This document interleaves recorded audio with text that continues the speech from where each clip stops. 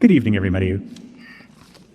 My name is Walker Evans. I serve as the library director here, and I'm honored to welcome all of you to the Andrew Carnegie Free Library and Music Hall, a beautiful and historic building that has been serving the residents of Carnegie for 124 years. We know that this is largely a country of immigrants that we live in. Carnegie is no exception. I feel very fortunate to work in such an increasingly diverse community here. In my time with the library, it's been very important to me that we proactively welcome, support, and learn from our immigrant and refugee neighbors.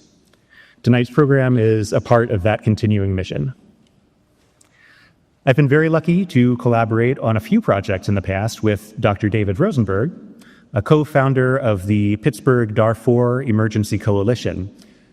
Earlier this year, as we were both feeling distraught over the abrupt elimination of USAID funding, he suggested holding a panel discussion here to bring broader attention to this important loss. It's taken a lot of planning to get to this point, and tonight's event would not at all be possible without an immense amount of support. I especially would like to thank the World Affairs Council of Pittsburgh and ANSAR of Pittsburgh. The expertise, experience, compassion, and connections shared by both of these partner organizations was truly invaluable. At this time, I'd like to introduce the originator of tonight's program. David is an academic and an activist, not to mention a former librarian, dear to my heart. He has been instrumental at every step along the road of planning this event, and I couldn't thank him enough. I hope you'll join me in welcoming Dr. David Rosenberg.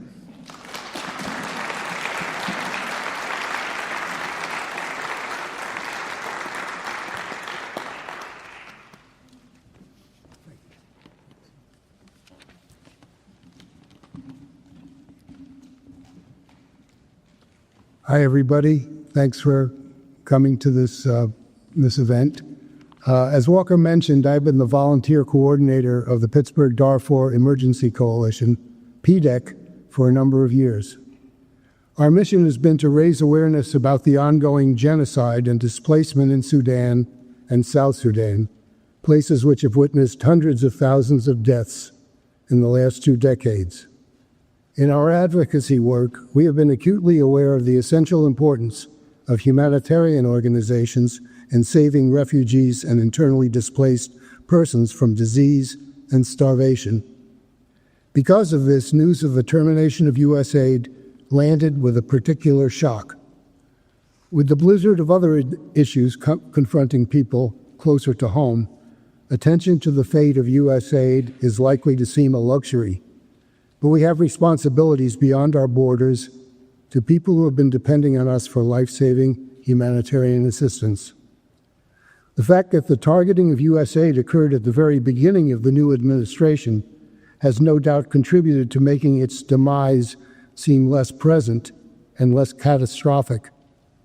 The idea of a forum struck me and colleagues in the Darfur Coalition as a good way of trying to bring this issue to the fore. John Prendergast, one of our panel of experts for tonight's program and a longtime friend, committed early on to be a speaker and brought along Colin Thomas Jensen, a former top USAID administrator. Another Sudan advocate, Esther Sprague, helped us reach out to Neon Gile of South Sudan Women United. Walker Evans, director of the library with whom I previously had worked on several historical exhibits, was immediately supportive of this proposal when he and I started to talk about it in early May, as was the executive director of the Carnegie Library and Music Hall, Marley Gallagher. Together, they offered to make available this beautiful music hall space to host the event. Betty Cruz brought her deep experience and the organizational heft of the World Affairs Council and its talented staff to bear on the enterprise. William Yunus of ANSAR, an immigrant aid organization in Carnegie and a storyteller in our upcoming panel, has been an active participant in the planning and a generous sponsor.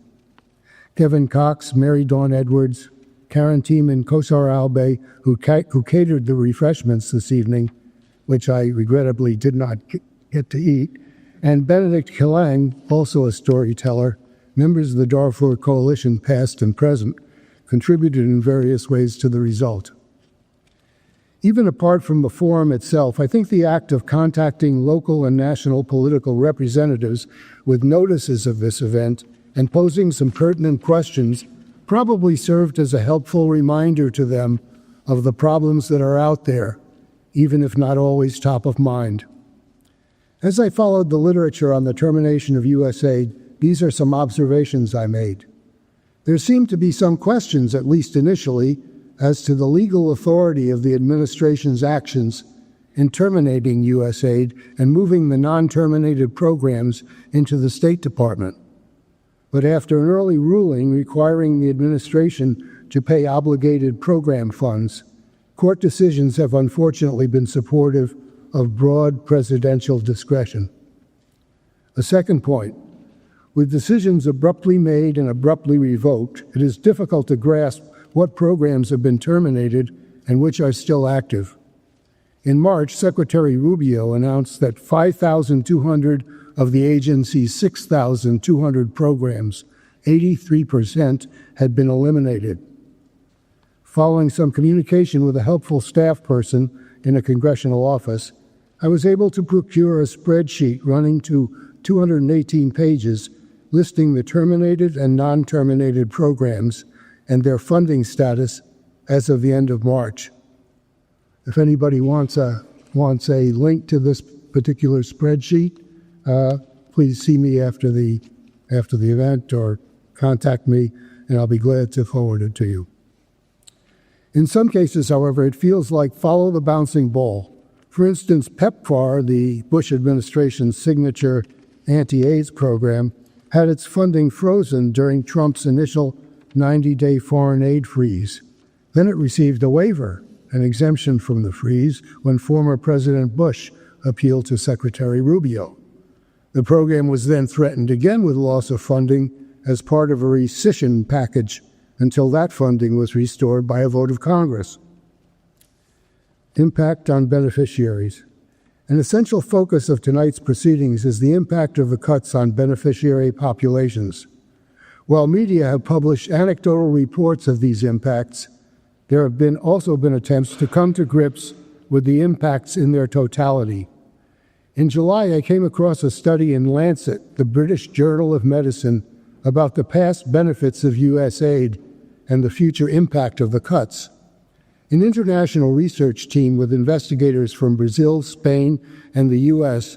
modeled a retrospective examination of USAID's probable benefit in terms of reducing mortality during the 20 years between 2001 and 2021.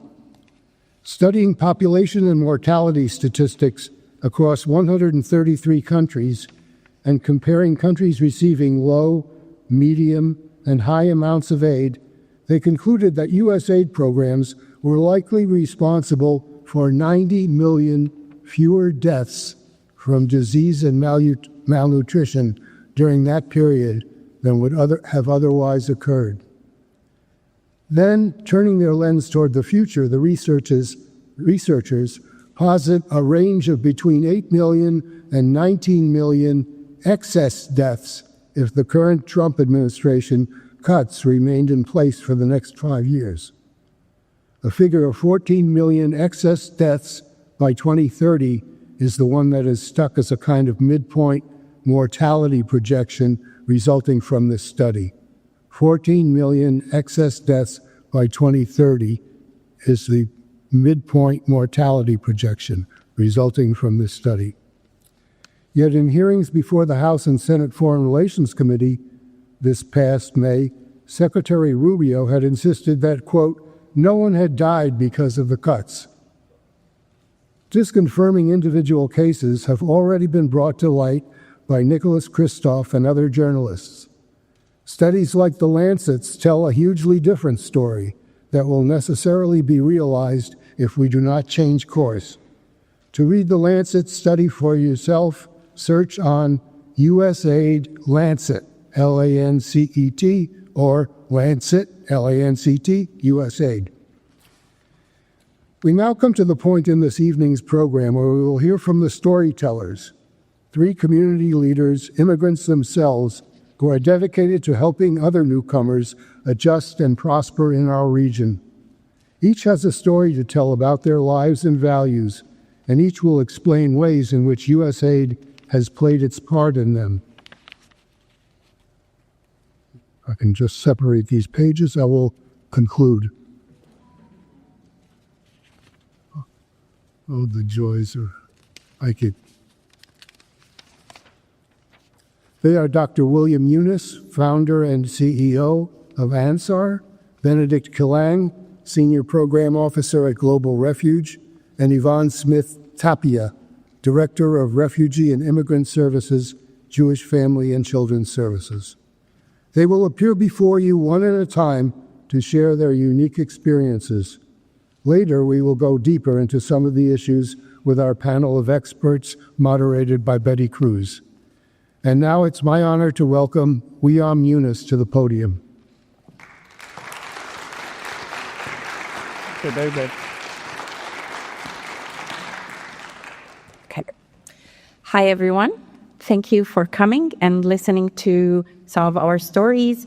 My name is William Eunice, and I am the CEO of Allied Network for Social Assistance and Resources, ANSAR. We are located here in Carnegie. When I was approached to talk about USAID, I didn't know what I'm going to be talking about because I know so many projects that impacted many people and many lives across the world, whether it is about small businesses for women in Jordan, whether about Kenya for a camp with girls that now they cannot even buy pants to go to school during, certain days of the month, or, talking about a personal experience when I lived in Pakistan. So I decided to talk about personal experience. In early 1990s, I moved with my family to Lahore, Pakistan. Lahore was the capital of India before it was, 3 countries, which is India and Pakistan and Bangladesh. And it was still called the educational and the cultural city of Pakistan. So when I moved there, my ex-husband at that time, a nephrologist, wanted to have a transplant program and dialysis unit across Lahore and in Punjab province. That's why we moved there. We bought a house, and he decided to have his clinic and dialysis unit on the 2nd floor, and we lived on the 1st floor. That was my first introduction to a lot of things. One of them is something called electrical load shedding, which means that you don't have electricity certain time of the day. And in summer, which when you are in June with the highest 102 and the lowest is 81 degrees, you don't have it, Most of the time you don't have electricity at all. So it's hot. You need electricity, at least for a fan, if not air conditioner. I lived in a 4-bedroom house, so I needed 4 ACs and, of course, living room. But buying the largest generator that we can afford in Pakistan at that time could not power the whole house, especially if I want to put AC. The only thing that could power dialysis machines and the AC on the 2nd floor, and me and my 4 kids later had to sit in one room with a fan until we had electricity. And there wasn't an internet for us to go to and find out when is going to be load shedding, and they're very efficient that they're going to tell us when there's going to be load shedding. No, you could be cooking or doing something and in the heat, and then suddenly you don't have electricity. And I still consider myself a very lucky person because with load shedding, we can still afford a fan. We can sit in some kind of a cool, area where our other people who could not even afford to run a fan. Pakistan has 250 plus million people living there. 70.8% are poverty or under poverty line. And we are talking poverty line, we are not talking the United States standards poverty line. It's way much lower than that. $100 can support a family there. So you can imagine, these people will live large family in one shack, I can't say bedroom, some of them, and they cannot even run electricity in this heat. So of course you have a lot of death because of heat waves in monsoon season in the summer. USAID. Now let's talk about USAID. I came to know two of the people that worked with me when I was in Pakistan. Let me give you that I was part of the American Women Club on the board there. So two of the ladies that part of the American Women Club there, their husbands worked in a project supported by USAID to support in building the capacity of electricity in Lahore and the Punjab province. It's a multifaceted project over the years. The one that I was connected or came to know about, and I couldn't remember it, so I have to write it, is Tarbella Hydropower. That was in early 1992, 1993 or 4. So during that time, what happens? United States gave aid to Pakistan, to the ministry, which called WAPDA, and for them to slowly increase the power capacity. So this project brought, now this is what we do. We are not giving the whole money to Pakistan and saying, oh, go ahead and increase it. No, we have to send experts. So contractors, US-based contractors or Europeans contract with the US government for them to start building that capacity. So they go in and then they start, helping small local businesses that they contract, and then they start building that capacity on increasing, providing training, provide consultation, expertise. It's a multi-year. So during that time, I came to know a couple of the people, Americans who came in this project, contractors. They came with their children. Their children were in American school. American schools, at that time, every year it's $15,000 per child. And then one ticket going back, like every year to United States, paying housing, transportation, cars, everything for them. So the money, the majority of it goes to contractors that will help WAPDA. But after a couple of years in that project, they were able with the first phase to improve, not completely, but improve the capacity of electricity for 2 million people. Now remember, I said 245 million. They improved the first phase of 2 million people. We still got load shedding. Okay, improved it a little bit, but we still got load shedding, okay? Now, think about all these people. We are talking about necessity. The other project was to build a dam so they can also increase the capacity for two things. First, for electricity. Second, to eliminate all the flooding that happens in monsoon season and kills hundreds and hundreds of people who live around the river. So USAID was important. It was important for people who are here working in other countries and learning about the culture and also giving their expertise. It was very important for the poor people that they are getting necessity of electricity and control of the water instead of, like death. But you may ask yourself, why would USAID invest in power and electricity in Pakistan? Okay? Why would we do that? Why we are giving these multi-million, multi-year projects to a country like Pakistan or any other country around the world? Well, it's a give-and-take relationship, Pakistan in the from 1979 to 1980, I think 9, they were helping United States combat the Russia that is trying to enter Afghanistan and control that region. So Pakistan was helping United States aid the Mujahideen then so they can fight Russia and its allies in Afghanistan. So that's one. Intelligence in the area. Pakistan provides the most intensive intelligence. It is very close to Afghanistan, and it's very close to Iran. It borders Iran and it borders in Afghanistan beside India and other countries. So it's very important to gather intelligence and share intelligence. The other thing also, I can go on and on and on. At the time of the Taliban also, and the time of Al-Qaeda, Pakistan played a vital role in allowing U.S.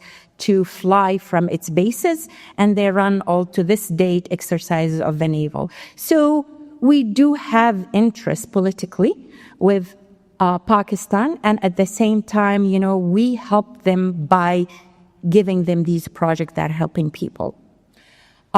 It did not eliminate it. After a while, United States closed and is not continuing with this multi-year project. So right now, the project of continuing provide electricity stopped. We are not providing any more help and any more expertise to Pakistan to do that. And a lot of people are struggling at this moment with not having electricity and load shedding. So with that, thank you so much for listening to me, and I hope you visit Carnegie more often. Thank you.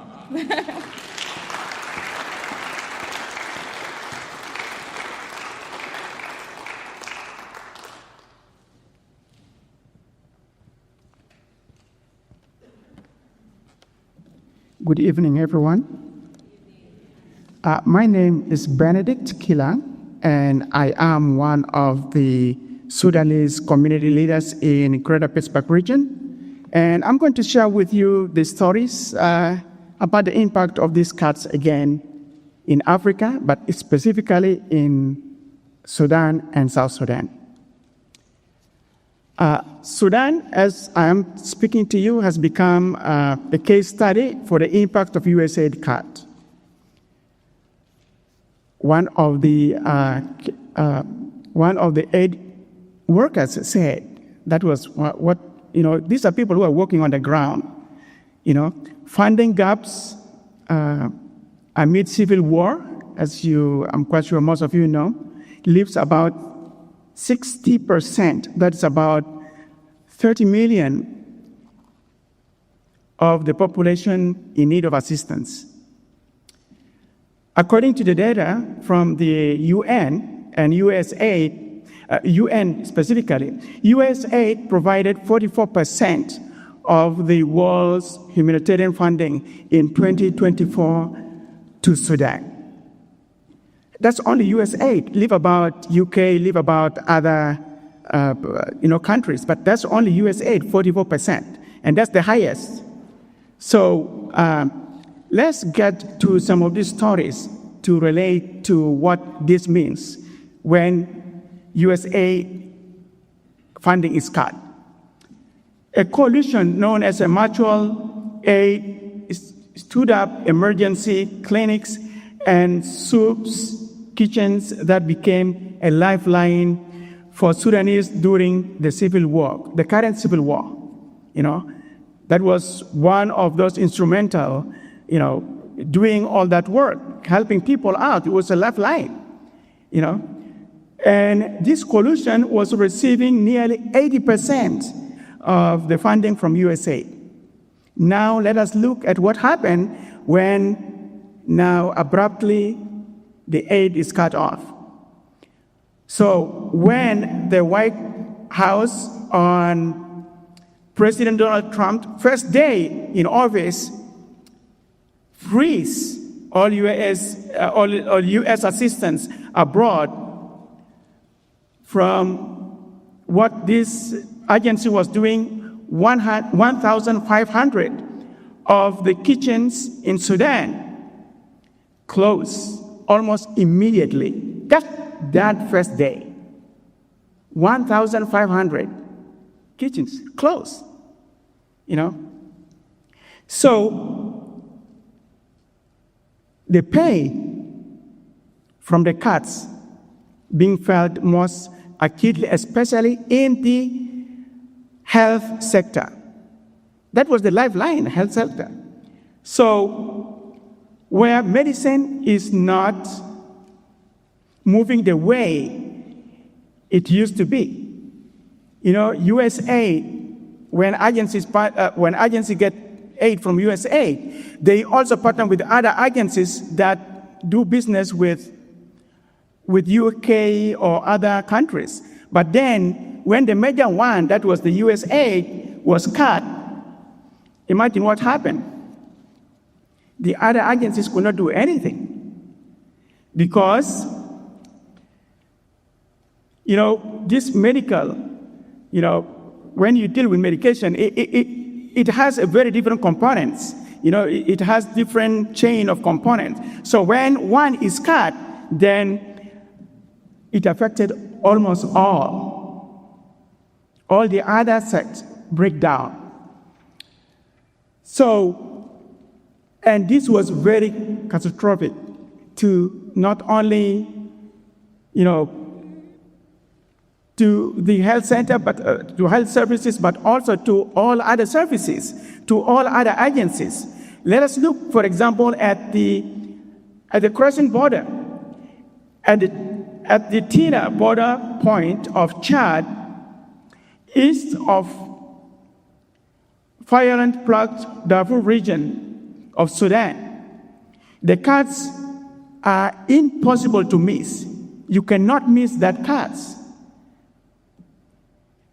said one of the aid coordinators. You cannot miss, you can see that from the people that are crossing. So what they do, instead of now helping everybody, they look at the critical, those ones who are really in their need, to help them. But the others that are not, then that is not really what they have to look at. They look at those ones that are really down.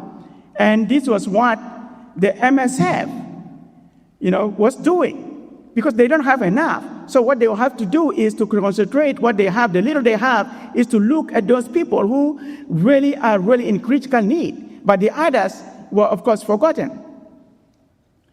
So again, for those who don't know what MSF is an independent and donor-funded. It has nothing to do with USAID funding, so it was not directly affected. But again, indirectly, they depend on other agencies that depend on USAID. Again, one of the examples I would like also to share with you is that, when you look at the refugees that are crossing into Chad from Sudan, that are crossing barefooted, going to Chad, looking for refuge, and between Sudan and Chad, especially from the Darfur side of it, it is a desert. And at this point in time, the temperatures are 110 degrees. People arrive by foot in Chad, having spent a day with no shelter, no food, not even water. Refugees congregate and stay under trees with no sense of hope, but hopelessness and despair. And this was all because of the cuts. It was not, and it has never been like that before. Agent support, the risk of famine and further deterioration remains extremely, very, very high up to this point. Another example that I would like to share with you. Normally, the people that have crossed, that was, what the aid agencies put was about maybe 18,000 that they will be crossing to Chad through Tina should have had like 350 latrines or toilets. That was what was expected, that maybe 18,000 will cross, then we will have about 350 toilets. But that was not the case. At this point, they were seeing about over 20,000 people crossing to Chad. And you know how many latrines? Only 9 latrines. You can imagine that. Again, we're not going to stop there,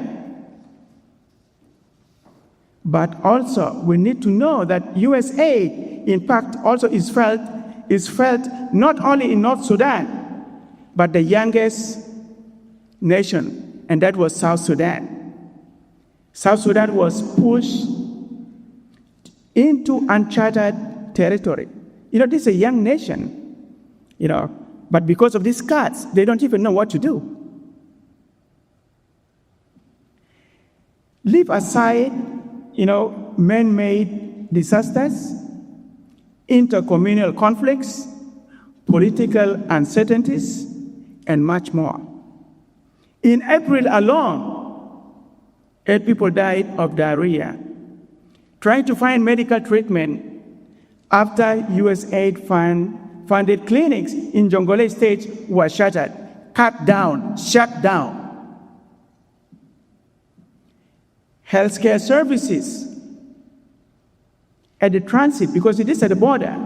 So you have these clinics here that was funded by USAID, but also there were also some at the border that helps also people who are crossing from North Sudan to South Sudan. So they said, okay, these ones are closed, maybe we will have, we still maybe have some lifeline on the other, clinics. But that was not the case. That was not the case. Healthcare services at the transit centers receiving people fleeing the war in Sudan have also stopped. So people have nowhere to go.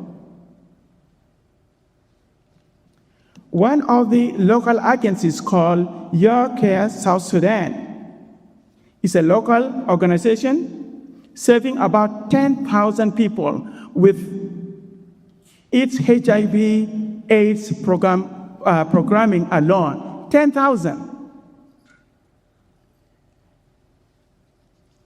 The impact was swift and devastating.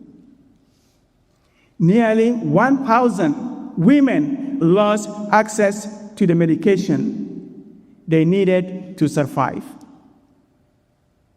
Another 9,000 people were stripped of the testing, preventative treatment, and healthcare services they had relied on for years. People and children are dying at unprecedented rate every single day. Because of the cuts, this local agency had tons and tons of medication in their store. But then, because of the cuts, everyone is gone. So 5 tons of health commodities have sat frozen in your care clinics because no one was working. Everyone is gone. So all those were all frozen. And now the agency has been forced to lay off more than 90% of its staff. Before you standing here today, talking to people in Sudan and South Sudan, you can feel and hear their desperation. Wherever we look in Sudan and South Sudan, you will find humanitarian and medical needs. All these needs are overwhelming, urgent, and unfortunately unmet. A majority of the weight is being laid on some of us who are in diaspora, where some of us have to work 2 to 3 jobs so that we can support and help family members and relatives. And also the burden goes to some of the local NGOs that are down there, and then the community that is hosting them. Because if they run from Sudan, at least there are some communities at the border that they will also stay, Then the burden lays on those kind of communities as well. These dramatic overnight cuts were unprecedented and deadly. An experiment in relation to aid spending, which will have a catastrophic effects on the lives of those who depend on it. Thank you.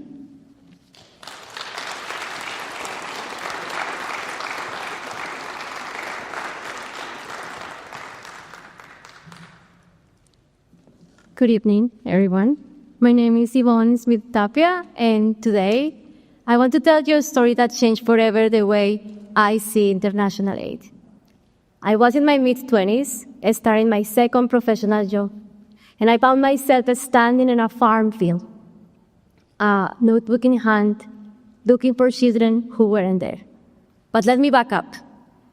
For over 30 years, Colombia has been the largest recipient of international aid in Latin America.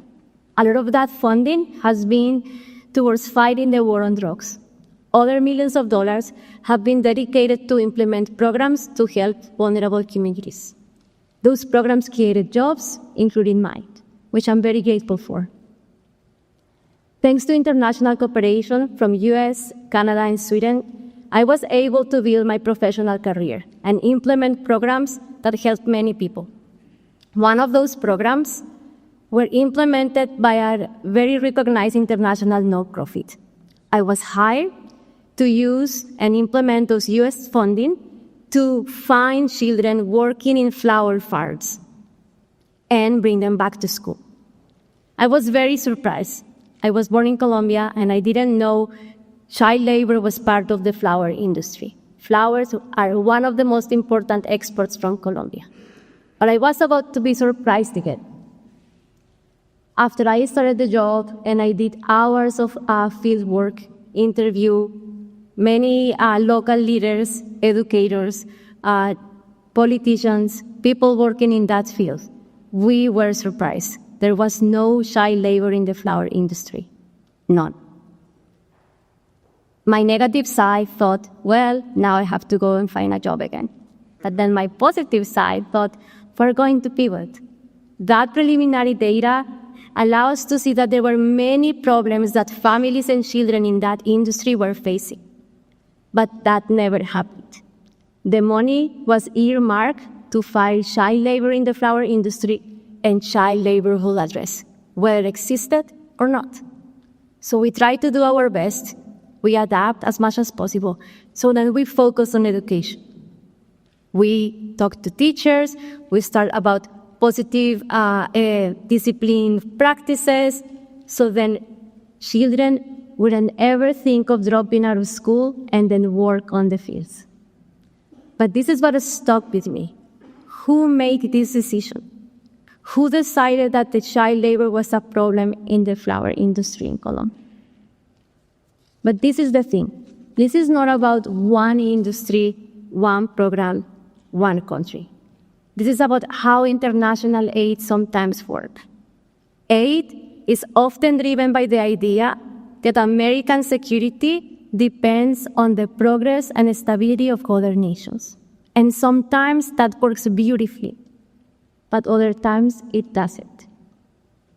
When decisions are made thousands of miles away, without local voices at the table, we end up with well-intended people implemented programs to address problems that don't exist.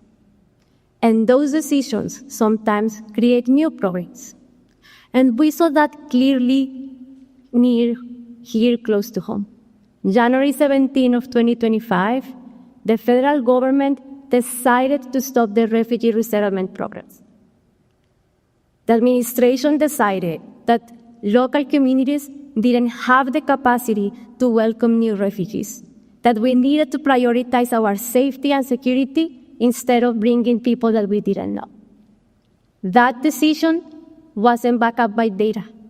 There are many, many reports that time after time have shown that refugees make our economy stronger and enrich our communities. It didn't matter that we promised support and help to refugees around the world to start a new chapter of their lives here in the United States. It didn't matter that people were traveling. Their lives were stopped. They were very upended. In all of these pictures, local resettlement agencies, local communities, local officials were never consulted. The decision was made. So now we are at a crossroads. We have a great opportunity, a unique opportunity, to think of what is the system that we want to have. How should cooperation and aid should look like? We can continue to implement a top-down system where well-intended individuals implement programs to decide how other people need to solve their problems. Or we can create a better system, a system that is it's built in true partnerships, where local talent drives investment and American resources are used to implement sustainable solutions that are going to address the problems that local nations want to address. I know which world I want to live in. I've been there. I know what happens when we don't listen. So I hope that all of us advocate for a better system, a system that invests in people, that recognize the local talent, and the lived experience of many people around the world that we claim to serve. Thank you.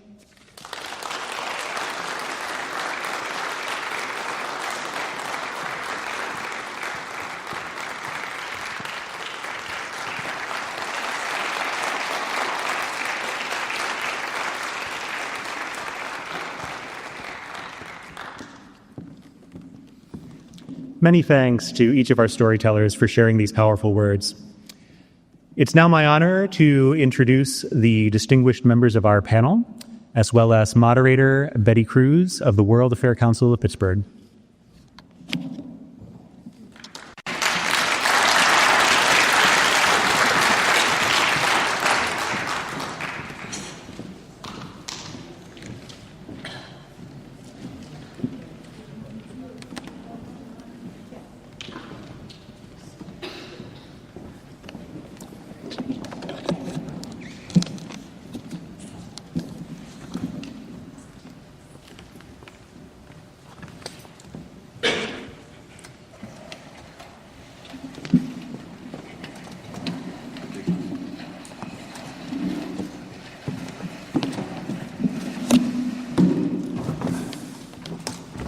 All right. Thank you so much to our storytellers, not only for sharing their stories with us, but for the work they do every day supporting immigrants and refugees. Can we give them another round of applause?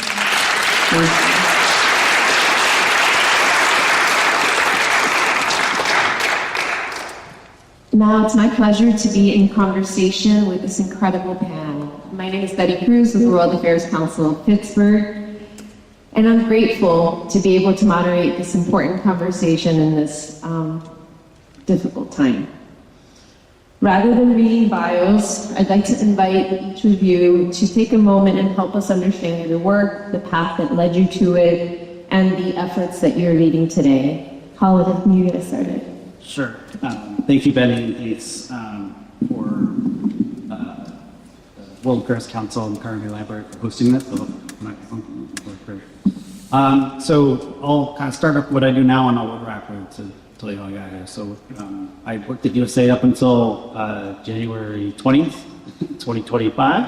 That was my last day in a job as a political appointee. And I was very fortunate, I am very fortunate, unlike thousands of my colleagues who were fired and let go in the cruelest of ways. I was able to land a job at a place called the Aurora Humanitarian Initiative, which is an organization founded in the memory of the Armenian genocide and focused on supporting local humanitarians, so much like kind of people we were just hearing about, individuals in very small organizations around the world, mostly in conflict zones, and providing frontline humanitarian care, often in places when and in places that international organizations are not present. So we're very different from my job at 8. My career, and I'll work quickly, my background academically is in Africa, and I did a study abroad in 1995 in Kenya. I got the Africa bug. Rwanda was something that was very visceral at the time in terms of, as an activist, as someone who's interested in social justice, seeing Rwanda unfold, hearing about that, and then traveling to the continent. I got the bug. I decided to join the Peace Corps, but there was actually a moment I was thinking about it. Before I went to Peace Corps, between college and Peace Corps, I saw a television segment in 1998 on 60 Minutes. It was Christian Amanpour, who wasn't always just CNN, she did 60 Minutes, doing a story on the Lord's Resistance Army, which is a millenarian rebel group, started in northern Uganda. Eventually, its atrocities stretched into South Sudan, Eastern Congo, Central African Republic. And the story was about children who'd been forced by the leader of this army to commit atrocities against civilians. And one of the things that they were forced to do is cut off the lips of people who were informing on the LRA leadership to the Ugandan army. And so this image is still stuck in my head of people without lips. The kids had done this to people. And in it, as someone who's, my parents were hippies, who grew up as an activist working in low-income communities. I was just floored that human beings were capable of doing this to one another. And sadly, over 20 years, it's become apparent that we're capable of that a lot more. But that was the moment, I think, that really got me interested in doing humanitarian and human rights work. After Peace Corps, I went, my first job was actually with USAID, and I was in Darfur, working on Darfur Agrarian Genocide. I was there in 2003 or 2004. And then I decided that humanitarian assistance was a Band-Aid, and I needed to do more. I needed to try to figure out, is there more we can do to actually solve these conflicts and prevent these kinds of atrocities from happening? So I joined a think tank. I did a lot of research. I wrote a lot of op-eds and commentaries about how horrible the U.S. administration's policies were all around the world. And then when Obama was elected, I decided to, rather than sit and continue to throw stones and argue for new policies, I tried to go into government and try to be a part of making these policies myself. So I was very fortunate to work for the Special Envoy for Sudan and South Sudan for 3 years. That was during the time of South Sudan's elections, then independence from Sudan, and then a long series of negotiations. South Sudan and Sudan separated in 2011, but they got divorced without a separation agreement. They had no agreement on borders, they had no agreement on currency, they had no agreement on citizenship issues, so we had to negotiate that a lot to get back. I then left out and went to work at U.S. Mission in the United Nations for former Ambassador Samantha Power. And that is where my career really veered to do more work in national security, peacekeeping, counterterrorism, kind of the full scope of working on U.S. foreign policy, and was very fortunate to enjoy my time working for Ambassador Power, and was very fortunate to be invited by her to work for her again, and she became administrator of USAID. So I served in that agency for 4 years as her national security advisor. And so I basically hopped from crisis to crisis, working on everything from developing USAID positions and policies on certain issues to coordinating different bureaus and building to mount an effective policy and humanitarian response. My coming back and doing humanitarian work now, particularly after having lived through, suffered through what I think was a really horrific foreign policy of the Biden administration, to be now working directly with field humanitarians who are helping saving lives around the world is exactly what I want to be doing. So I'm very fortunate and excited to be here and talk about USAID and where to go next with foreign assistance. Very good. Very good. Good evening, people of Pittsburgh. Mr. Robert Rosenberg, thank you so much for organizing this beautiful event. And I'm so happy to be among Americans, my friends, the friends of Sudan and South Sudan. My name is Jack Hanifla. I'm the co-founder of South Sudan Women United. It's a humanitarian organization that we founded in 2013 when the war broke in South Sudan, the civil war broke in South Sudan in 2013. My friend Esther Spry and Ambassador Agnes Usoha and I came together and we said, now the war broke in South Sudan, and women and children are the victims, so what do we do? So we thought of forming this small organization to support the victims of the war. So we worked with these women for a while until 2023, when war broke in Sudan again. So now we came back again and we said, we thought we were over with the war in South Sudan. At that time, the war in South Sudan was known to have displaced so many people. It was the biggest displacement around that time.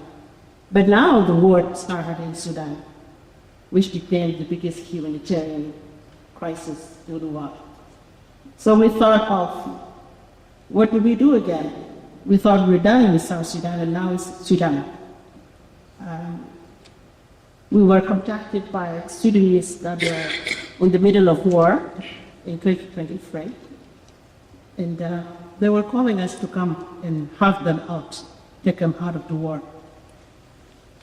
We didn't know how to do that because war was raging, warring parties were everywhere, risky situation.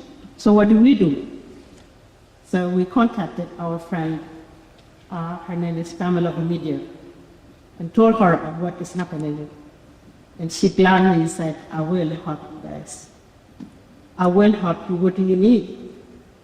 So we told her, all it takes is trucks. Right now, all the airports are shut down. All we need is small funding, and then we'll figure it out. So we went into Sudan, to Khartoum, in the middle of war, and we went door to door to make sure that nobody was left behind. So we evacuated 15,000 people using trucks, boats. At some point, we were using donkeys for distances that you cannot ride on, small boats, tractors. We brought these people to different parts of Sudan and South Sudan. So our work did not end there. We said, now we brought people out of Sudan to South Sudan, a country that is already fragile, that has so many IDPs from its own war. What do? So we thought of, let's establish a women's center where all these women that are coming out of war can come together, cry together, heal together, and see what other services that we can do for their children that are dying as well. So we established a women's center that is currently supporting 1,200 women and children, and that is in the border of Sudan, a place called Ran. So when the funding was cut, we said, where do we go? Because a large majority of our funding was coming from USAID. We had some funding coming from the State Department, where we had a program that was supporting these women that were coming out of the war zone. And in the middle of our program for protection of women, the funding is frozen. What do? We became stranded. We don't know where else to go. We went back to the very same person that helped us and told her, Mrs. Omidia, we're coming back to you. If you can help us to support our centers. And this is an example of friends like you people that are sitting here. I'm sure you guys came here to listen to our stories, what happened when the United States decided to cut funding, what happened in countries like Sudan, countries like South Sudan, countries that have been depending on the US aid for a very, very long time. I was born in war, and I grew up in war, and now I have children in war. Luckily, my kids are born here in the United States, but there are kids that are born in Sudan and South Sudan that were dependent on this funding from the US. But now this funding is no longer there. This means these programs are going to be gone. That means these children, some of them will never see better. Some of them will just die on the spot. So as we go, I will tell you more about what we're doing, but this is the summary of what our organization is doing. Our centers are 2 centers. We have one in a place called Run, and we have one in the Central Laboratory, which is Cuba, and we are supporting these women that have come as a part of war zone and their families. Thank you.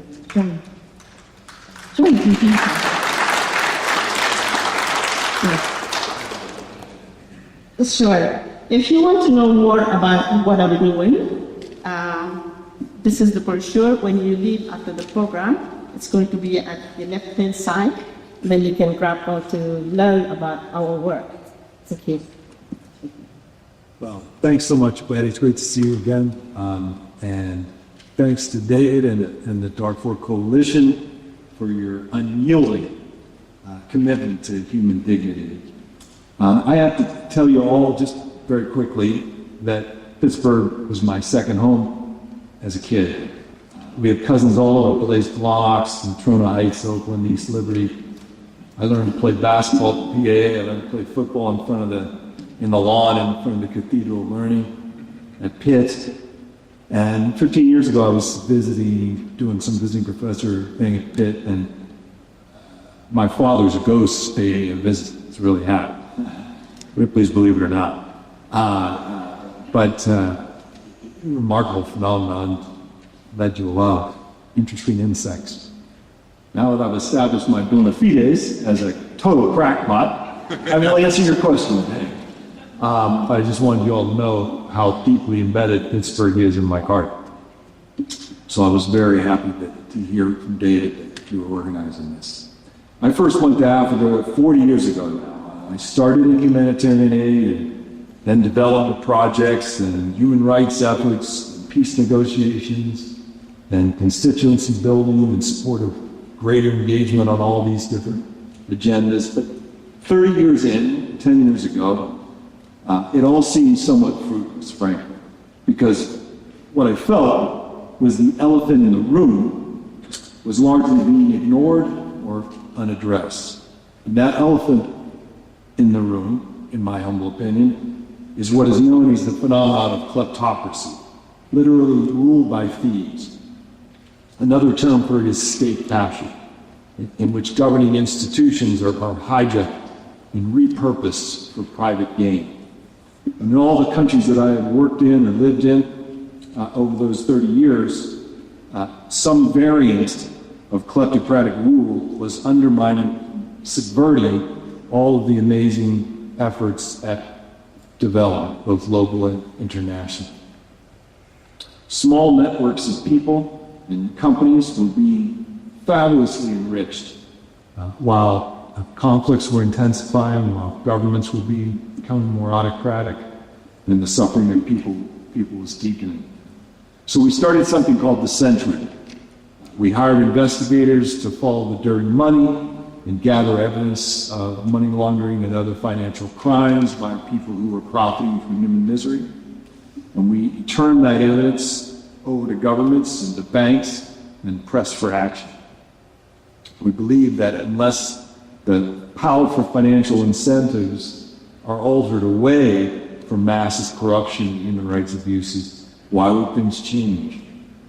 And since the wheels of international justice grind so slowly to make really enough of an impact, we thought that we created financial costs rather than legal costs, financial costs to kleptocratic behavior, financial costs to profiting from war and dictatorship. We could at least take the first step towards moving toward a more democratic future. But of course, the world is moving in the opposite direction quite fast. We now must worry about openly brazen kleptocratic behavior right here in the United States. We therefore, I think, have to reconstruct a new rationale for what a future foreign aid program or institution might look like that could rise from the ashes of USAID. In some ways, we've learned so much about how to do development effectively over these last decades. But in other ways, we've gone backwards from where we were 40 years ago when I first started. But it's organizations and people like the ones we've heard from tonight, like folks like you all in this room, that allow me to feel a bit of optimism, frankly, about the next 40 years. So thanks all of you for coming out here, for caring about these issues, for believing in the possibility of a better future for our world. Thank you. Nick, and I want to come back to you. We're having this conversation, and for you, this is part of your work, but it's also your life. This is personal. What are you seeing as some of the real life threats from these cuts that maybe we aren't talking about enough? Thank you so much, Ms. Cruz. What we're seeing, I categorize it in three different categories. Number one, what we're seeing immediate effect. Children dying from hunger. People dying from preventable diseases. So many programs being cut off. Programs that are supporting women being closed down. Category number two, we're seeing a generation, this is in the case of Sudan, we're seeing a generation that is perishing. Kids don't go to school because of the war. This war has been going on for a year plus. These kids are not going to school. These mothers are dying during childbirth. Men that are dying in senseless war. So you see the death here is you cannot balance. Category number three is the social fact that has been destroyed. People have been fragmented. The people of Sudan will never be the same for a very, very long time. I grew up in Sudan before independence. So Sudan was my country for a very long time, until we broke away. So seeing what is happening now on Sudan, it's very, it hurts me a lot because Sudan is come down as well. And to see children die like that, to see women being helpless, to see people that are sick from the small diseases that can be prevented and they're dying, seeing clinics being closed down, people that have diabetes, people that have HIV, they don't have to die because of that. But now, the program has shut down everything. You will see these people dying in the near future. So, to me, I think the world needs to do better. We are now talking about what is happening in Sudan a lot, but I think we, as humans, we all believe in humanity. I think each and every one of us need to take a responsibility to say that what is happening in Sudan is terrible. It can be addressed, it can be changed. These people don't have to die senselessly like that. Thank you. Any other thoughts in terms of what are we not talking enough about in this moment with the USAID cuts? Got some thoughts. So on Sudan specifically, and I do think it's worth pointing out, and it is a full-blown massacre right now, Mofasher. Satellite imagery is taking up piles of bodies and blood-stained dirt on them. So you can see this from space. It's really a full abandonment of the people of Darfur by the international community. It's been going on for some time. It's really culminating right now. So it's just to be talking about Sudan in this moment is typical tragic of people who are Sudanese and not South Sudanese, but people who dedicated a lot of their lives to trying to make Sudan and South Sudan a better place. I think with the U.S. aid's evisceration by the Trump administration, you can't overstate the importance of how much money and funding has been lost. But I think more than that, what's been lost with USAID's demise and with the kind of ratcheting back of our diplomatic work overseas to resolve conflicts like this is just a loss of U.S. leadership on Sudan and South Sudan. This was a values-based U.S. foreign policy. This was a foreign policy that was the foreign policy that led to the peace talks that ended the war in Sudan, that allowed the separation of South Sudan, that continued on to deal diplomatically with crises that popped up here and there, efforts to support a civilian government in Sudan that emerged out of the revolution in the late 2010s. All of that was really based on the U.S. government, in some respect, pushed by the citizens, particularly evangelicals and youth in Darfur, to care about Sudan and to throw its weight behind humanitarian programs, development programs, and diplomatic work. And I think here, it's also the loss of expertise. When I joined USAID in 2003 as a young person interested in Sudan and the conflict there, because I'm a bit of a conflict junkie, it was like the best place to nerd out on Sudan, because you had people who've been working on these issues on the ground for decades, and people who, even though they worked in technically development or humanitarian work, were practically involved in the diplomatic process because their expertise was so deep. There's one individual in particular, Roger Winter, who worked at USAID when I was there. I spent time with him, but he was known for kind of being a development or humanitarian diplomat. He did more than just write checks and do programs. He understood these places and he worked to create solutions. The other thing I would say is, with USAID broadly, and it's with Sudan and South Sudan, but also with Yemen, with Syria, with Myanmar, anywhere there's a crisis.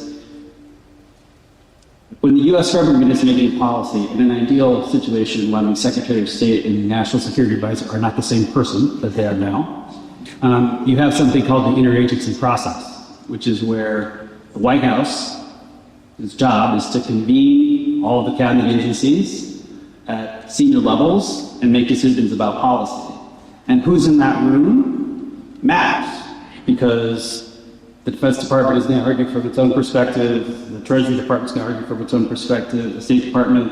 USAID was the voice in the room that was speaking about the things that I care about. That's why I wanted to work there. That was standing up for human rights, that was standing up for human dignity, that was calling out the hypocrisy, frankly, of U.S. policies in certain places and willing to speak truth to power in these meetings. And when you remove that entity, that voice, that, you didn't win all our battles in the interagency, but at least we were in the room, at least we were making the case, and in many instances we were able to affect policy, to make a more humane policy, to make better policy.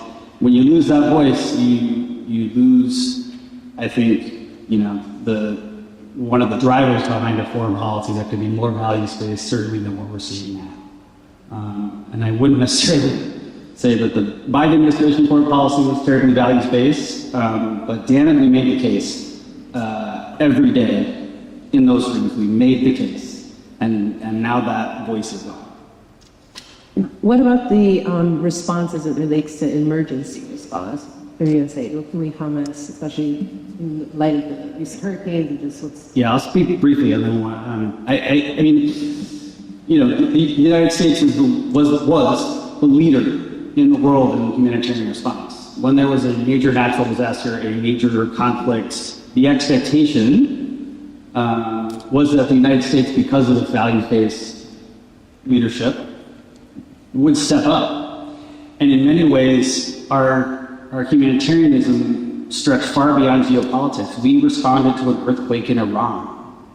We built a field hospital in Iran to help the Iranian people weather the horrors of an earthquake in Bam. I think that was 2004.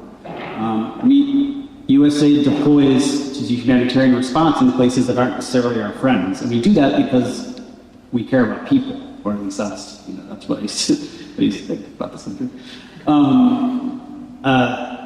What's happened now is, with the loss of USAID and the bringing over of some former USAID staff and some program money to the State Department, there's still the ability to respond, but we're not leading a response. When you had a $10 billion humanitarian assistance budget, you can use that to leverage other donors to give money. Right now, by destroying USAID, we've created a permission structure for other donors to give less. And so it's not as if USAID left the scene and the Europeans are like, oh, well, we better step in. The Europeans are like, great, we don't have to spend as much because they're not offering us to stop spending more money. And we can do what Trump says and spend more money on defense. And in very practical terms, with something like the flooding, the hurricane that's happening now in the Caribbean, it's devastating. I think the images out of Jamaica are likely to get much worse. We have deployed a team there, which is good, but it's just not as robust. It doesn't have the resources. It doesn't have the leadership in Washington, to really drive a global response to a regional disaster. And so, I think that what we're likely to see is a far less effective, a far less nimble, and a far less competent, frankly, response to this emergency and all. Because we've just lost so much expertise. And last thing I'll say, and I should have mentioned this earlier, we don't talk a lot about our local staff. USAID's, the missions were staffed by local people from those countries. And many of these folks were like the best of the best agronomists, the best public health folks. All those folks lost their jobs too. And so not only have we kneecapped our own ability and our own expertise, we've also kind of sent those folks who had really helped USAID accomplish its mission. When it did accomplish its mission, we've also abandoned them. Thank you, Tom. We've covered a bit on the harm that has come from dispense and USAID, and John, in your opening remarks and Yvonne's story as well, there's a signal to what rebuilding could look like. We are in the thick of this challenge right now, but I really want to pick back up on that thread of rebuilding a bit further, reimagine what would that look like. And again, you started to signal to that, but can you speak more on what kind of foreign aid would be possible going forward? What kind of assistance would garner support from both sides, from Republicans and Democrats, that would allow for future aid to be launched? I want to build on a little bit of what Colin really insightfully pointed out. USAID is incredibly successful at ameliorating or even preventing famines. Famines, when there's mass starvation, this is the biggest failure of the world, isn't it? To not be able to prevent such a thing. But USAID has a history of being able to do that. We need to tell that story, I think, as we attempt to rebuild or build a new rationale for future foreign assistance. We need to talk about how little it costs to save lives, how it helps American farmers, how it helps American entrepreneurs and businesses, because there has to be some self-interest for large blocks of key constituencies to go along. And it provides an element of soft power that we can completely just give it away, ceded the ground to China over the last 9 months. For example, from 2020 to 2023, there was a massive drought in East African Horn. Have you heard about that success story? I'm not surprised you have. I barely heard about it. The U.S. led a family prevention response that saved between 2 and 4 million lives. Colin would have been at the center. It seems to have cost, when all is said and done, about $2 billion. That's an incredibly cost-effective, life-saving operation with little to no rules. We need to rebuild, I think, that last resort support from the U.S. government. It's deeply rooted in what we perceive to be American values that we can't concede just because of what's happened over this course of these last months. They're written right there on the Statue of Liberty forever. Foreign aid is the most essential in medical emergencies, in conflict situations, desperate poverty. How to keep people alive, what a basic question that USAID did incredible work. I spent 40 years thinking about and working on the other side of the coin, long-term structural reforms, development, long-term development, major investments in good governance. And now, given the political winds and where they're shifting, maybe it's time just to refocus more simply on famine prevention, on stopping epidemics. I think a bipartisan coalition, if not consensus, could be rebuilt in support of countering the starvation and mass death. I'll say it, just another word about the flip side of that coin. I'd also argue that we ought to relentlessly go after the corruption that fuels conflict and famine. The Gen Z protests, mass protests that are occurring throughout Africa and around the world over these last few months are part of a rejection of kleptocratic governments. Some local organizations, local media, and social media highlighting the evidence of corrupt rulers and their international collaborators, and that puts fuel in the engine of local-led change, and that's where I get some hope. Remember, massive capital flight is flowing out of these countries.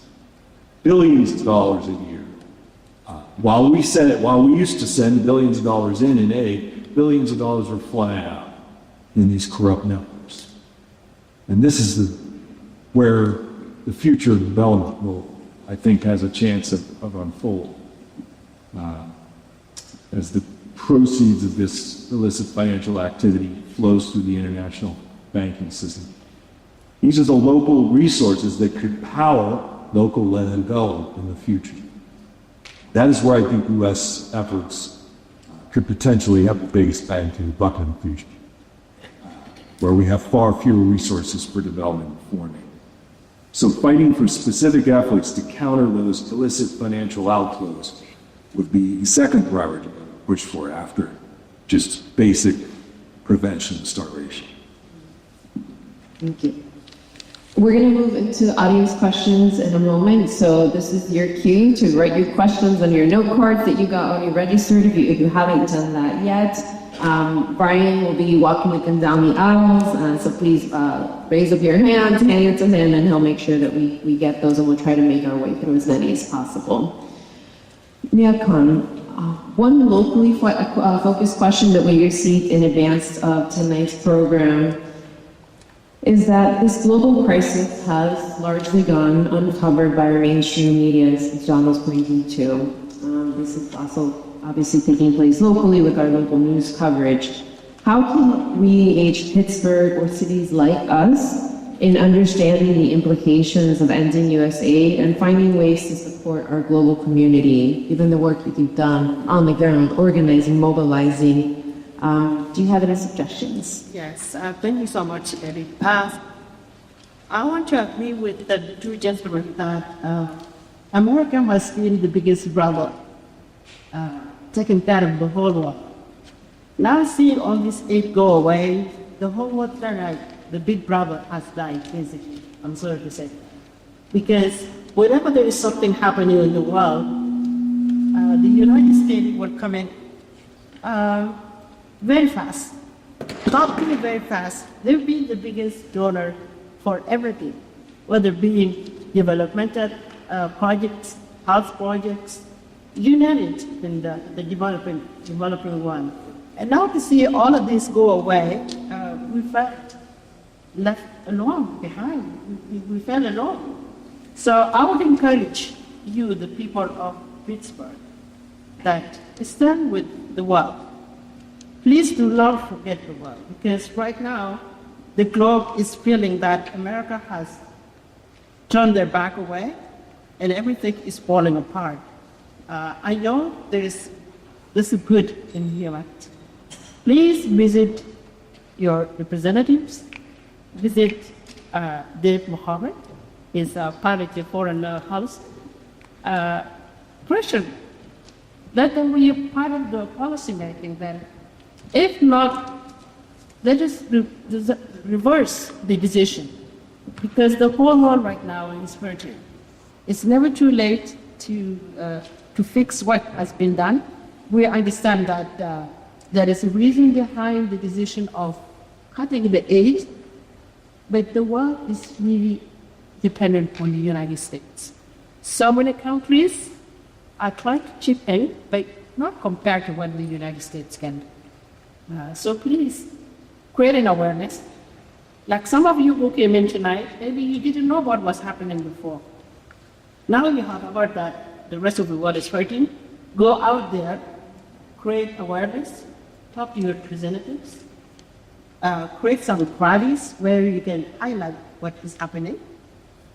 You can visit websites.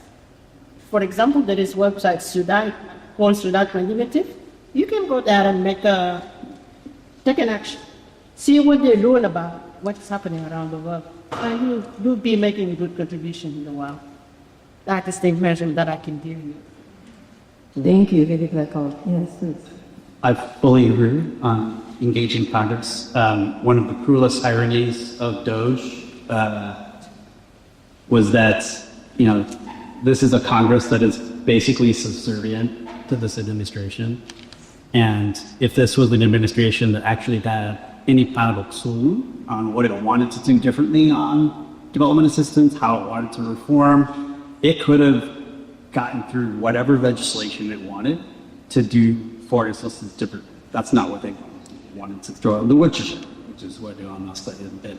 So this was not an administration, and sadly Congress, during the last Trump administration, which is that Congress station stepped up. Trump wanted to cut a lot of aid last time. Lindsey Graham, amazingly, doing what he is now, really stood the line on the Hill and others and made sure the funding cuts that were proposed in Trump budgets to humanitarian and development assistance were limited at best. This time around, it's obviously a very different case. But to make the point, whatever comes next, and I hope we talk about that a little bit more, whatever comes next in terms of what U.S. foreign assistance is going to be shaped by legislation and code. And so engaging members of Congress now and basically saying, okay, you've advocated your responsibility, now what's really, excess deaths, which could be low, I think, happening, why don't you have a fight, have an end, because these aren't people that care to have one, and I think they need to be pressed. Thank you. You've spoken, Colin. I'm going to go back to you before turning to the questions, and this is open to each of you. We certainly hear, under shares, if nothing else from the stories that have been shared tonight in dire circumstances, the urgency of what is at stake, what is changing. I know we were chatting a bit. You also mentioned some resiliencies that's taking places around. Can either of you or who would like to go share any stories of bright spots, of possibility, of inspiration, of motivation to people in clay? Sure. I think I'll jump in. There was a great story in the New York Times the other day that I think really encapsulates the spirit of people who've been affected by these cuts. There was a hospital south of Mogadishu in Somalia, with the USAID collects the hospital. You basically forced to close that same day. You need to understand, it wasn't this sort of gradual, well, let's close some programs. The administration issued a stop work order. That meant that even NGOs, partners that had received money that had HIV/AIDS drugs in the clinic on the shelf could not hand those out to people who had been coming for the past 10 to 15 years to get them. It's just extraordinarily cruel. But this hospital in Mogadishu, the local staff at the hospital essentially, banded together and were able to reopen the hospital. It's now functioning, doesn't have quite the capacity it used to have, doesn't have the funding it used to have, but it's working. And I think to what talked about earlier, doing more with less means doing more with local actors. It's true that USAID has had its issues, right? I mean, if you work at a grocery store, you probably have an idea on how to make it more efficient. At a $40 billion agency, I'm pretty sure everyone in USAID has an idea of how to make it more efficient. And working to try to do more locally was difficult because there was a whole industry in the United States that's really built up to gobble up USAID money, to make profit off that, and to do projects overseas. When I was at USAID, we had a goal of doing 25% local funding. It was really difficult to reform in that type of environment. What we have now is an opportunity. I mean, it's horrible that we ended up with the opportunity in the way that we did. We had an opportunity to build back a system that I think can be more reliant on local dollars, local know-how. As I said earlier, the lifeblood of USAID initiatives was the local staff. And those are the people that I think we should be reaching out to try to build a new system that would empower local staff, local governments, in case the work ever needs are responsible, to do the work that maybe a U.S. company is doing local. Yeah. So when people organize and believe in their cause, like the Pittsburgh Darfur Coalition, efforts like that, and press for change, you don't always succeed. The Darfur situation, of course, is a very sad one and continues to plummet, spiral. But there are many cases where organizing like that Darfur Coalition here in Pittsburgh has succeeded and helped support change in the world. And I'm just going to give you 3 quick examples because it's important, I think, if we're talking about bright spots. We just need to know that it's not fruitless, it's not worthless to spend their time and energy on a cause they believe in. First example, very quickly, is the example of apartheid South Africa. And most of you know it. The system of codified racial discrimination that existed in South Africa was the object of a major people's movement around the world. Students, folks like us in this room, worked tirelessly, got arrested in front of the embassies, boycotted products, wrote letters, went to demonstrations. And I had the opportunity, had the honor working with Nelson Mandela on the Burundi peace process. And he told me a few times, he would talk, in lots of downtime in the middle of these negotiations, and he would say, you don't understand, we were in Robben Island, prison, and the guards would bring little notes and stories and things like that from the outside world because they sympathized with him, maybe not the cause, but him. And he would learn about groups like this working on South Africa, halfway around the world in the United States and Europe. And he and his colleagues who were in prison with so much hope from this and to help sustain them in those long, dark times. And the change that was wrought as a result of the protests and the efforts was enormous for South Africans in 1994. The second case is the Blood Diamonds one we've all heard of. 3 wars in West Africa, in West and Southwestern Africa, were in part driven by the illicit trade in diamonds coming out of Sierra Leone, Liberia, Angola. And an international effort, a lot of students, a lot of faith-based groups like this, worked tirelessly to publicize our demand for these precious stones, creating massive human misery in Africa. And it led to some massive changes in the way that diamonds was procured in the international markets, and led to the end of those, helped lead to the end of those wars. And the third case is one that Colin mentioned at the beginning, that 60 Minutes episode that he saw of Cristiano Ronaldo in the Lord's Resistance Army, the militia group that was responsible for what I think was at the time the highest rate of child abductions in the world. And students in the United States began to organize in response to this. And I remember many times going into congressional offices, and even Secretary Clinton, when she was sick, and they would talk about their kids as their grandkids, telling them they had to do something about what was happening in northern Uganda and the other countries that Colin mentioned as a result of the Lord's Resistance Army abuse. And over time, tremendous commitment from governments in the region, civil society groups, and the United States government led to a complete, I would say, a rendering of that organization almost meaningless. Went from thousands and thousands of forced recruits to a small band of people hiding in the forest in either Congo or CAI, very few. An incredible success story that almost no one knows. We hear about invisible children and some of the stories that have been on there.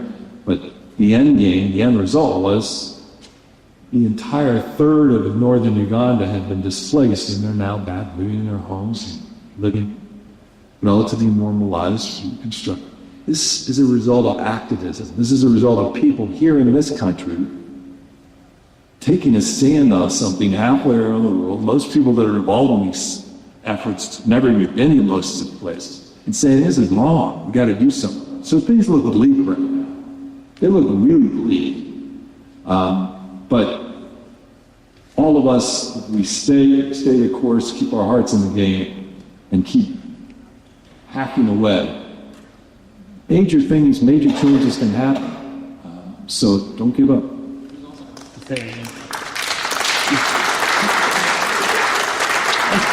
It's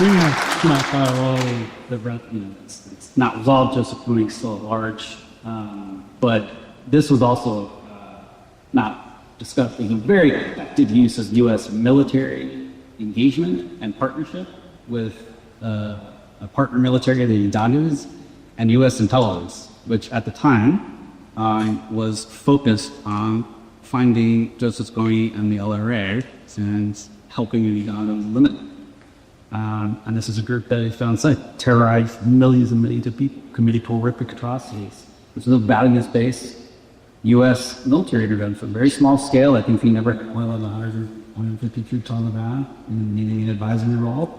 But this is the kind of work that we can do when we think creatively about us all proud and put resources against it. And that needs leadership from the White House as well as on. Thank you for that. So one of the first questions that we received has to do with partnerships and whether or not we're seeing any successful partnerships between the private sector and local NGOs stepping in to throw this gap.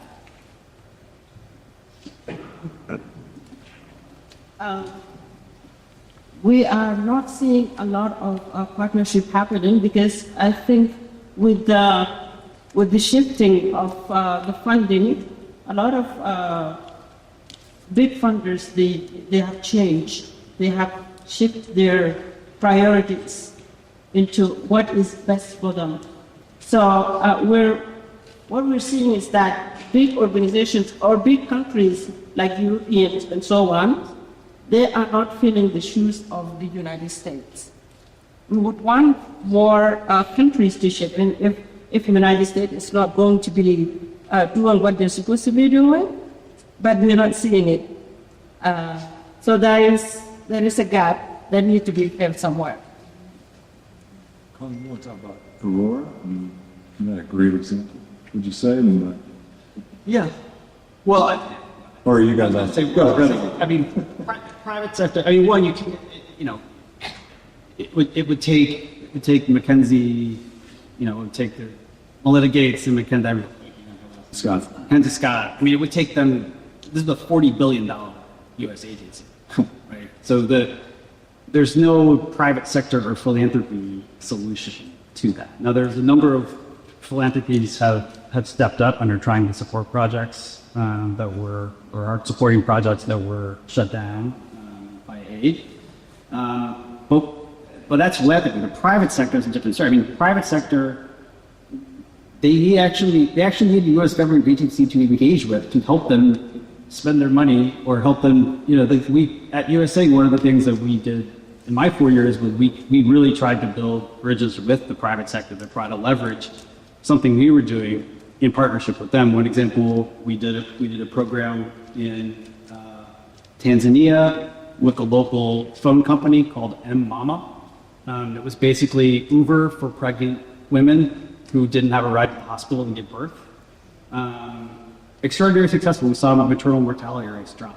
And it was based on a partnership with a phone company. He was like, hey, we have these, we could set this up and you can help pay for it, or you have the expertise. And, and it was it was private sector working with local government, the Tanzanians, and working with a donor in USAID. If you take the donor out of the equation, I think you just had a harder time making those connections for the private sector. And then you've got organizations that are not affected by, or that were taking money or a lot of money from USAID. MSF was mentioned, Doctors Without Borders.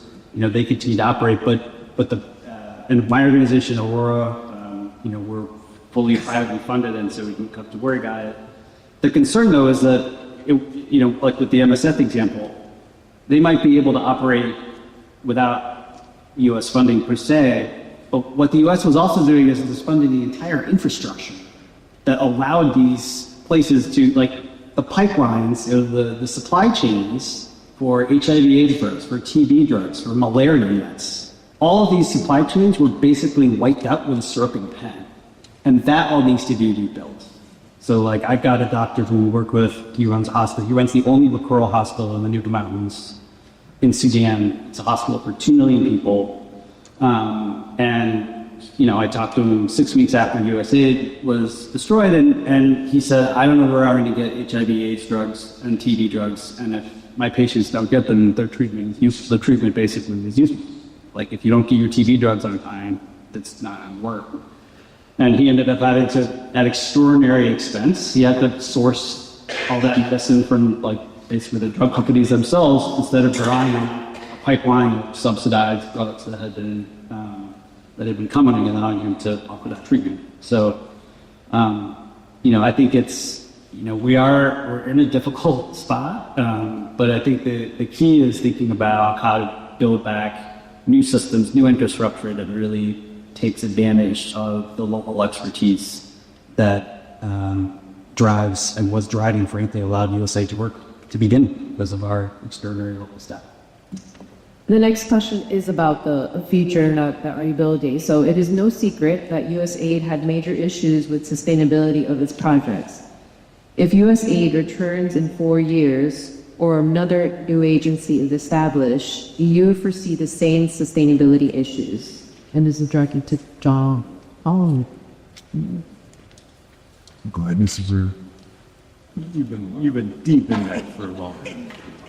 I defer to the expert on. Yeah, I think this is the big debate that's playing out right now in terms of what happens next. I think there is a very deep concern that the status quo of large UN agencies, big bureaucracies, big international NGOs, and then a kind of for-profit. They're called Beltway bandits. That's what we refer to them as, and they're companies that kind of hoover up government money for profit. That was a structure that was in place that I think is going to be, I don't think that's going to come back. I hope. The concern is that the sort of forces is the conservative, not conservative politically, but conservative in the sense that they want to preserve what we have at the United Nations, at big NGOs, in these companies, are just kind of trying to rebuild the same thing maybe on a smaller scale, versus taking this moment as an opportunity and thinking about how to do development with more local input, with more partnerships with responsible governments, which appear to be fewer and fewer these days, but still they're out there. And more really devolving kind of decision-making about resources down to the national and local level. The critique of USAID, and I think a critique about the sustainability front, is that these are economists in Washington and Brussels and London making decisions about, what fertilizer or farmers in the livelihood should be used. And yet, when I say it like that, it does sound the case. So you do have to get to a place where it's about local inputs and local ownership of programs more than it had been. And I'm hopeful that is where we are going, simply because the resource in question, we will not have the kind of money that we had, in the good old days.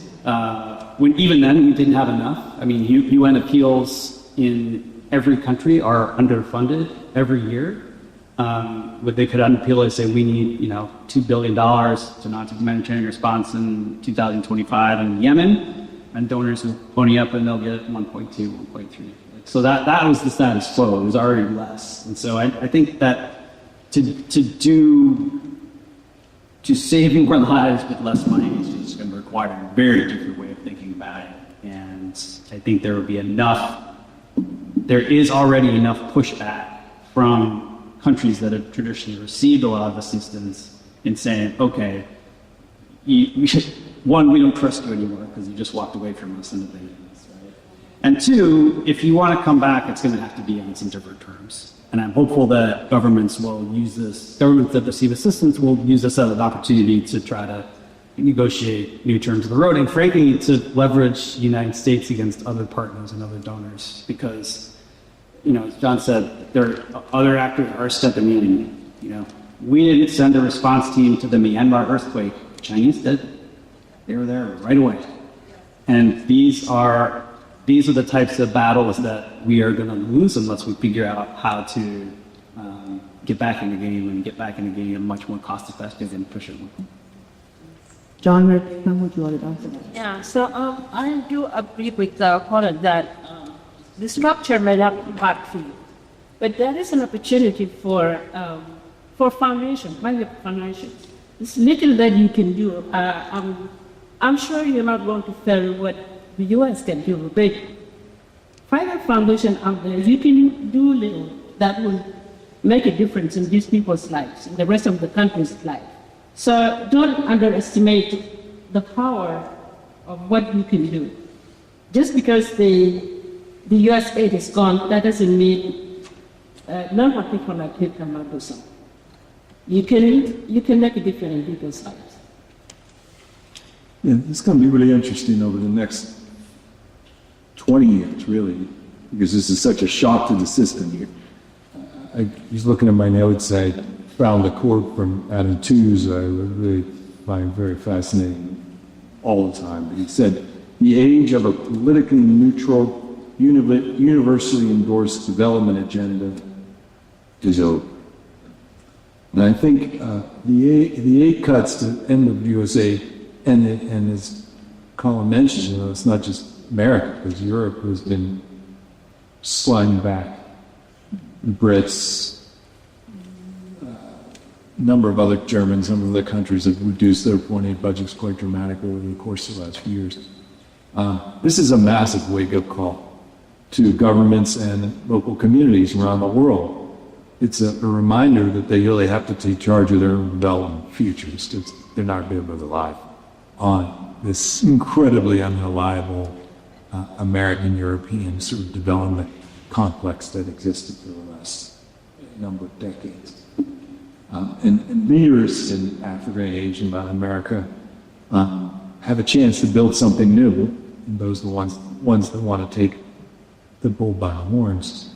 And they're going to be pushed to do so by the Gen Z and other reform movements that are pushing in those streets to take ownership of their own developed future.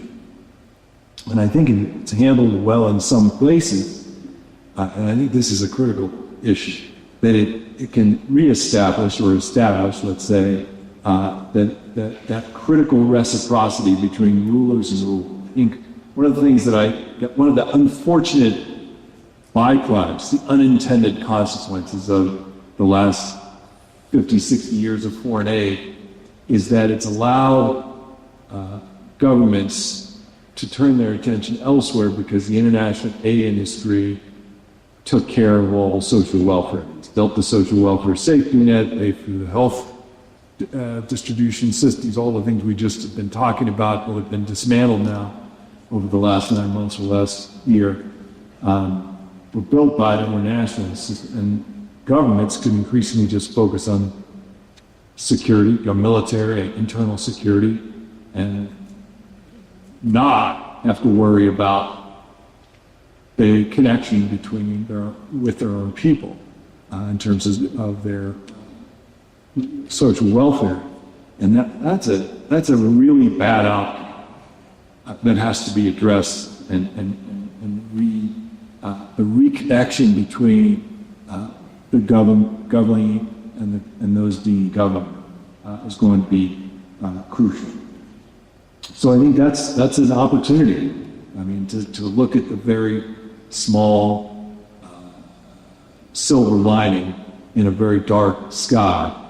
But there's an opportunity now for governments and for local communities to step up in the context of massive lost resources, in the context of death and morbidity and mortality that's going to be staggering over the next 10 years as a result of this shock to the system, the way we do welfare around the world, and how it's going to be rebuilt by governments and local communities in those places is going to determine the future of billions of people's lives. I'm going to fold these last two questions into one because we're close to time and they're both important.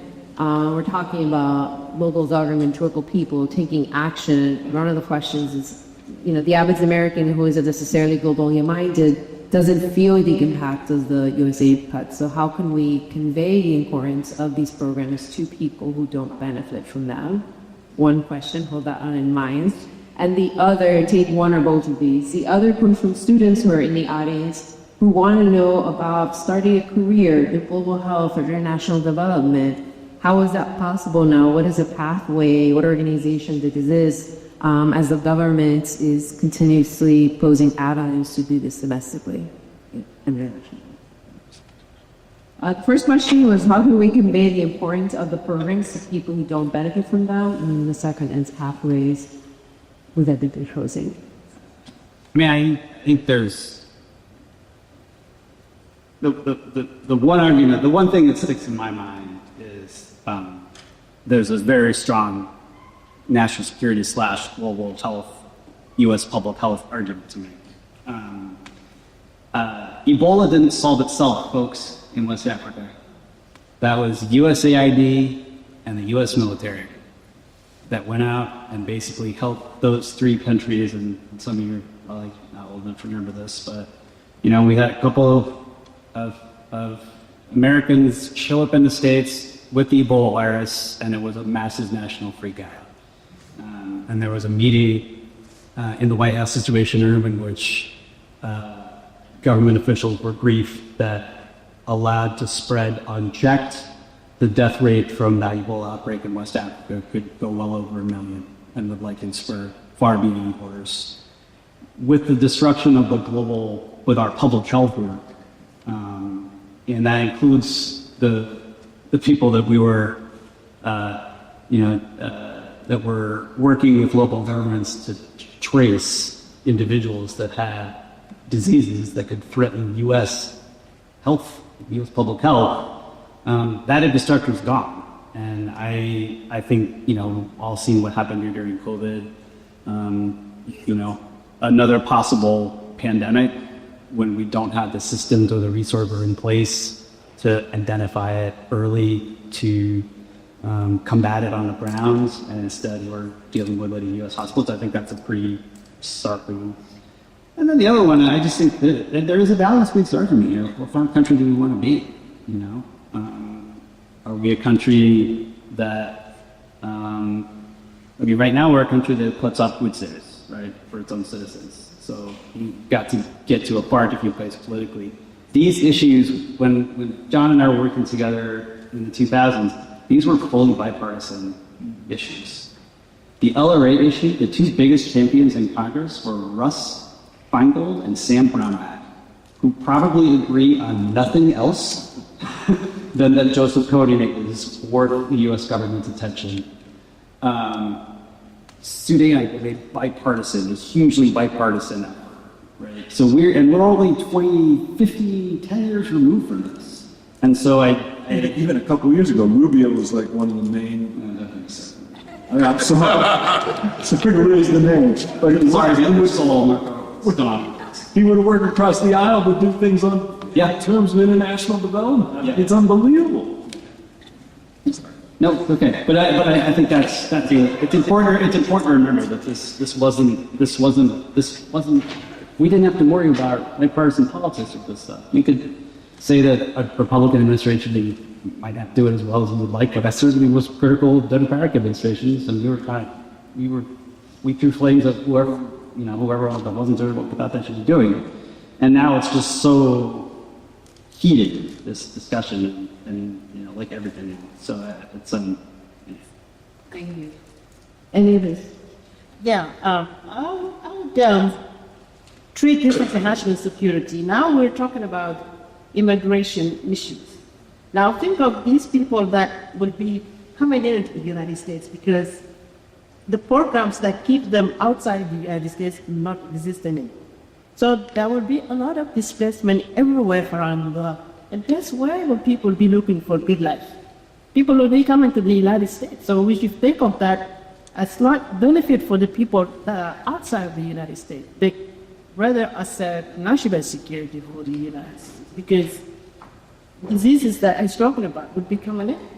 Because those diseases were contained outside of the United States. But when you don't take care of this outside of the United States, they won't come in. So that you should treat it as a security problem. If you take a both out of CDC at the same time, you're really hurting yourself. Like you simultaneously kneecapped our global health and our domestic health capacity and expertise. It just it's scary. I think there's. I want to double down what Mirkan just said about national security. There are arguments that can be made on a number of fronts for why spending and engaging on international issues is a tremendous national security importance in the United States. And just today I saw Republican chairman of the Senate Foreign Relations Committee, Jim Risch, say that he thinks that the main militia causing the hell in Darfur, the Rapid Support Forces, should be designated a foreign terrorist organization, so making a national security case to his own party's administration that he should be taking much more serious action against this entity that is causing so much death and destruction. But I'd like to go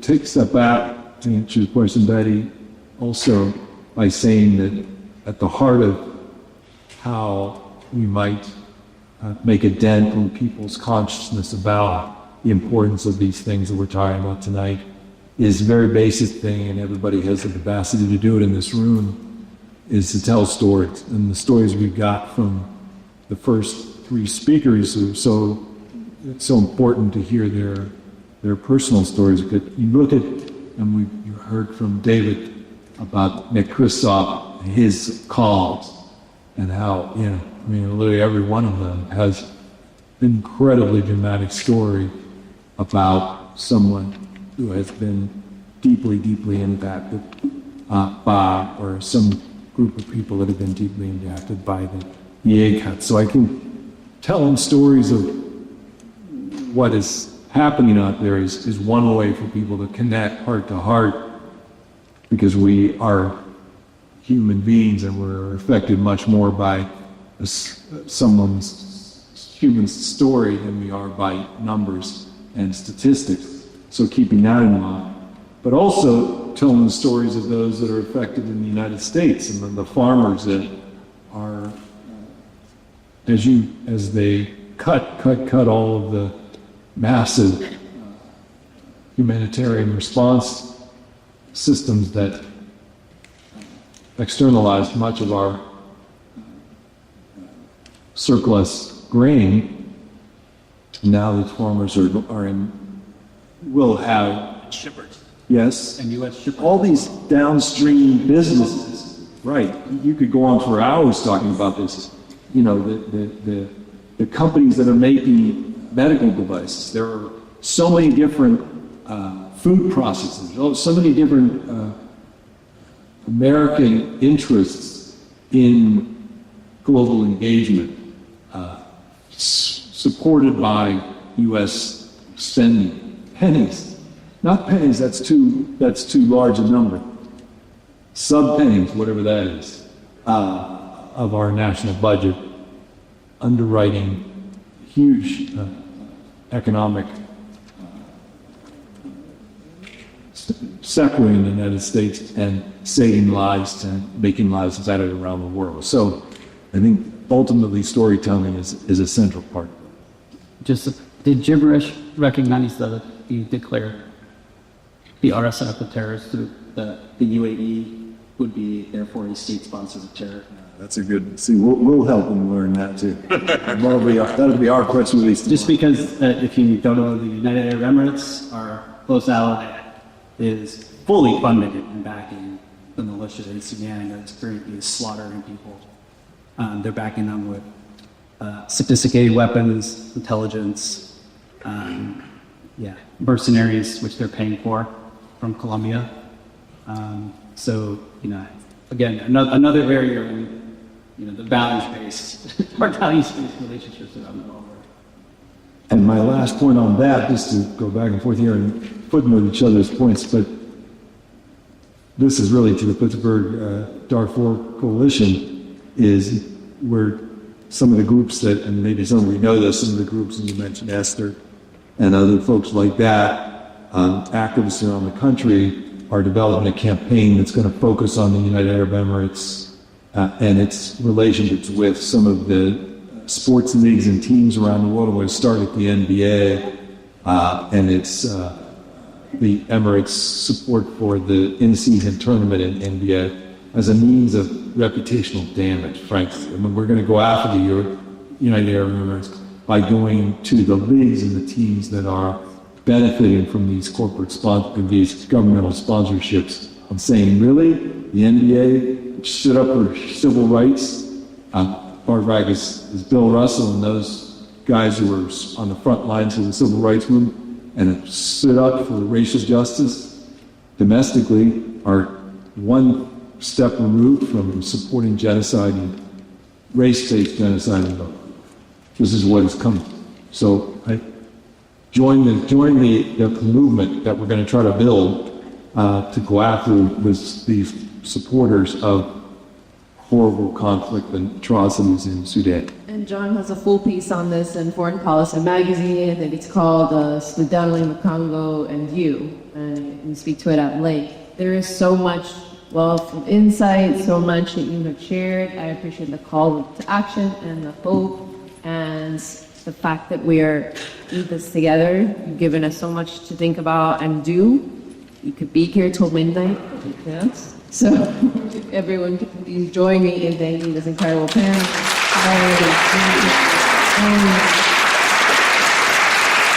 And thank you to all of you.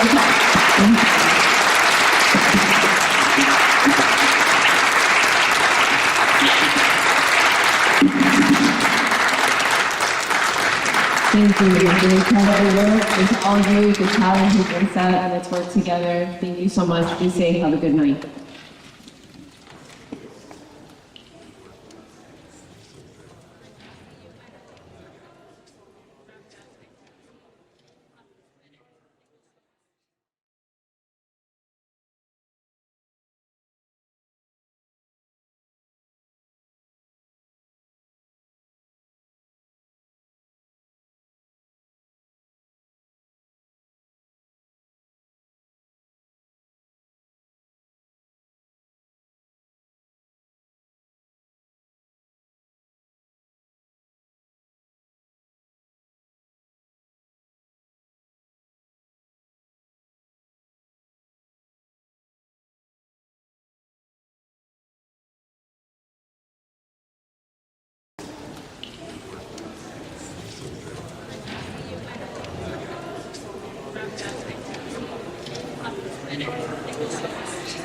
Well done, guys.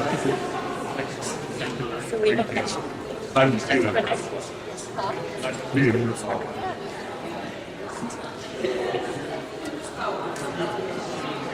Stay.